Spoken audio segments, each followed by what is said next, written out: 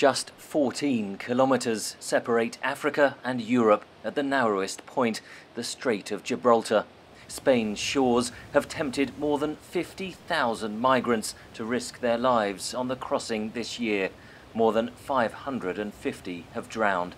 Seville, the capital of Spain's southern Andalucia region, is a first stop for many newly arrived migrants. Migration should be welcomed. In Europe, we will need from now to 2050 more than 50 million people to be able to support our public social system.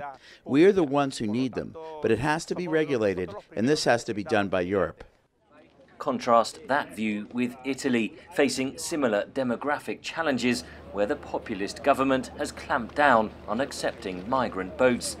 There is little sign of a right-wing backlash in Spain, but could such political forces find fertile ground?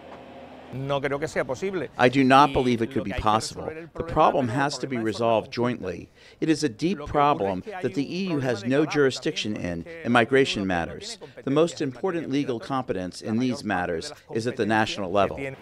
The European Union in July gave Spain $29 million in emergency funding to bolster reception facilities for migrants. Integrating the new arrivals is a different matter. At this Spanish language class, funded with help from the state, students describe why they have come to Europe. Mamadou Kante is eager to show off the Spanish he has learned.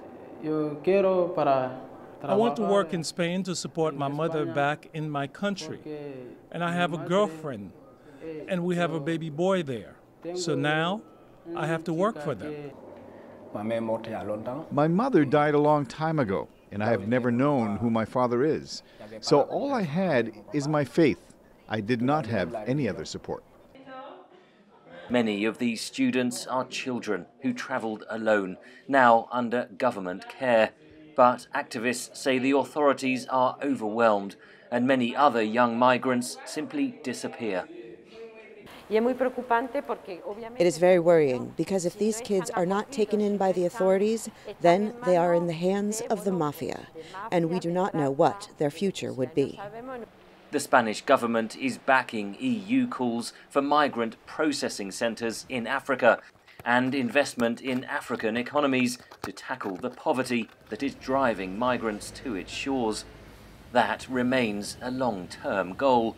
For now, Spain must cope economically and politically with becoming the new favoured destination for migrants seeking a better life. Henry Ridgwell, VOA News, Seville.